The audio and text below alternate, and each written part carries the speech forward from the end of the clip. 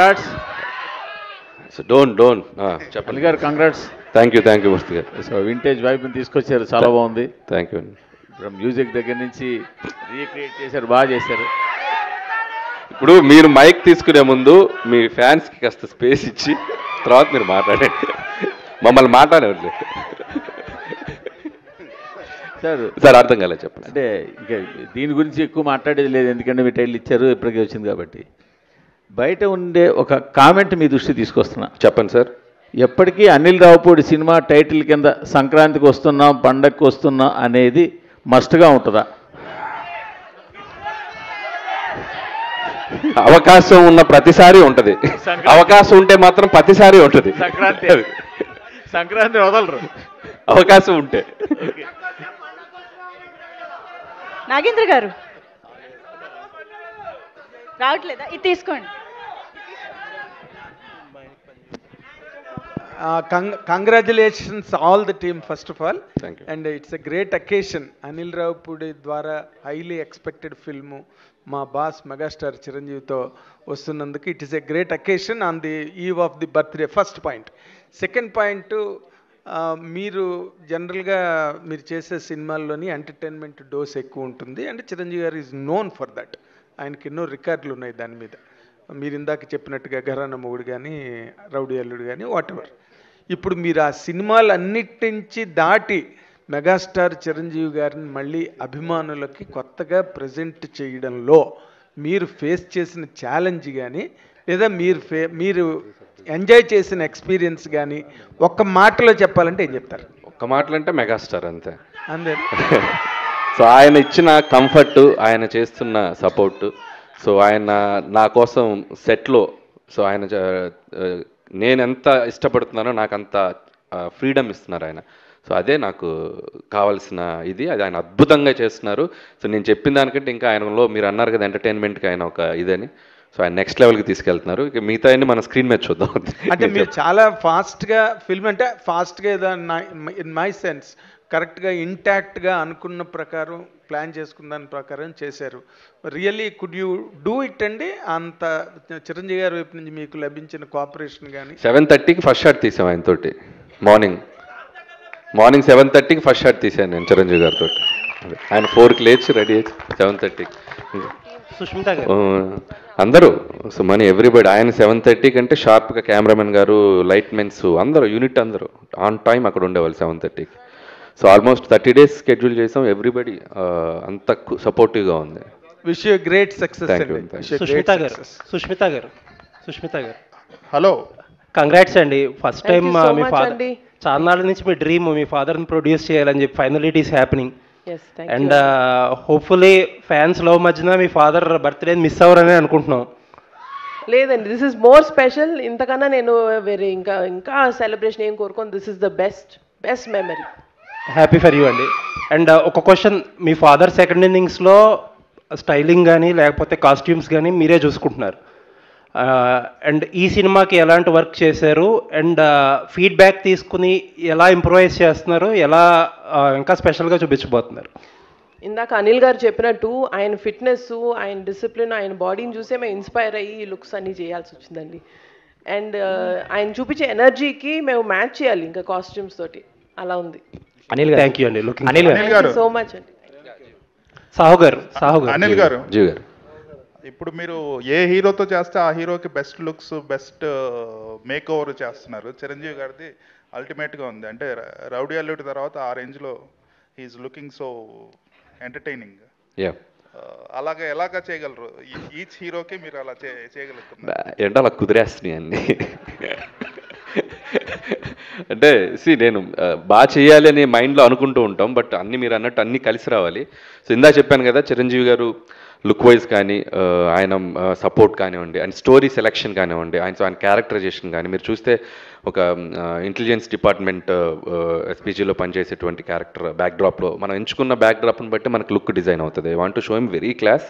So ఈ backdrop నుంచి చిన్న ఫ్యామిలీ డ్రామా ఎంటర్టైన్మెంట్ అలా డ్రైవ్ చేయాలనేది అనుకున్నాం. సో ఆ లుక్ వైజ్ మనం కథ రాసుకునేటప్పుడే డిజైన్ చేయడం జరిగింది. దానికి ఆయనకు తగ్గట్టు మేక్ ఓవర్ కూడా ఆయన సైడ్ నుంచి వచ్చేసరికి ఇట్స్ లైక్ అవుట్పుట్ అద్భుతంగా వచ్చింది. మీ నెరేషన్లన్నీ చాలా సింపుల్ స్టోరీస్తో మంచి ఎంటర్టైనింగ్గా తీస్తుంటారు. చిరంజీవి గారికి హిస్ స్టైల్ ఆఫ్ ఎంటర్టైన్మెంట్ అనేది చాలా కామన్ పీపుల్ ఎంటర్టైన్మెంట్ అనేది ఈ మధ్య కొంచెం మిస్ అవుతుంది. సో ఈ ఫిలింలో అది ఎక్స్పెక్ట్ చేయొచ్చు. ఎంటర్టైన్మెంట్కి అయితే డోకా లేదు సార్, అది మనం 90% అది ఉంటుంది. బట్ దాంతోపాటు చిరంజీవి గారిది ఫ్యాన్స్ కావాలనుకున్న అన్ని ఎలిమెంట్స్ ఉంటాయి, అండ్ డ్రామా ఉంటుంది, ఫ్యామిలీ డ్రామా అని. ఇట్స్ లైక్ అన్ని కుదిరినాయి. అనిల్ గారు యాక్చువల్లీ చిరంజీవి గారు వెంకటేష్ గారు మంచి ఫ్రెండ్స్. వాళ్ళు ఒక పెద్ద ఈవెంట్లో ఎప్పుడెప్పుడు సినిమా చేస్తామని ఎక్స్ప్రెస్ చేశారు. ఇప్పుడే మీరు చెప్పారు ఆయన త్వరలో జాయిన్ అవుతున్నారని. ఆయన క్యామియోలా ఉండబోతుందా, ఒక లెంత్ నిడివితో ఉండబోతుందా ఆయన క్యారెక్టర్? ఇప్పుడు చెప్తే వెళ్ళి రాసేస్తావుగా మొత్తం. నేను 5% చెప్తా, నువ్వు సాయంత్రానికి 50% కథల్లేసి రాసేస్తావు. సాహు గారు అనిల్ గారు హాయ్. అనిల్ గారు హాయ్. నేను చెప్పనుగా. సాహు గారు అనిల్ గారు హాయ్. అనిల్ గారు హాయ్. సార్ అంటే ఒక ప్రొడ్యూసర్గా జర్నీ చేశాక చాలా షార్ట్ పీరియడ్లో బాలకృష్ణ గారిని ఇటు చిరంజీవి గారిని కూడా ప్రొడ్యూస్ చేస్తున్నారు మీరు. ఎలా ఉంది ఎక్స్పీరియన్స్? స్ట్రెస్ఫుల్గా ఉందా, చాలా ఎంజాయ్ చేస్తున్నారా ఏంటి? ఏమండి ఒకటి చెప్పగలుగుతానండి, అనిల్ ఉండగా దిగులు దండగా.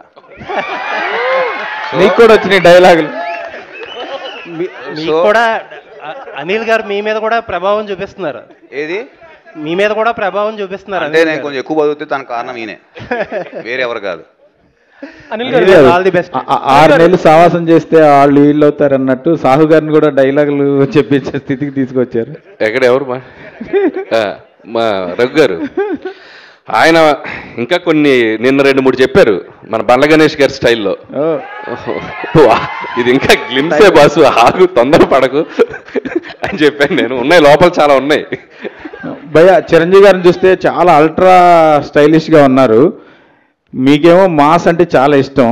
సో చిరంజీవి గారి లుక్ ఏమో చాలా క్లాస్గా ఉంది. ఇందులో మాస్ ఎంత, క్లాస్ ఎంత?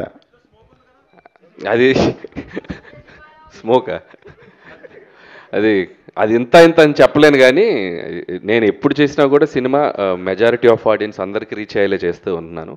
సో ఆల్ క్లాస్ అని లేదు, మాస్ అని లేదు, ఫ్యామిలీ అందరికీ నచ్చేలా ఉంటుంది. సో అన్నీ ఉంటాయి ఎలిమెంట్స్.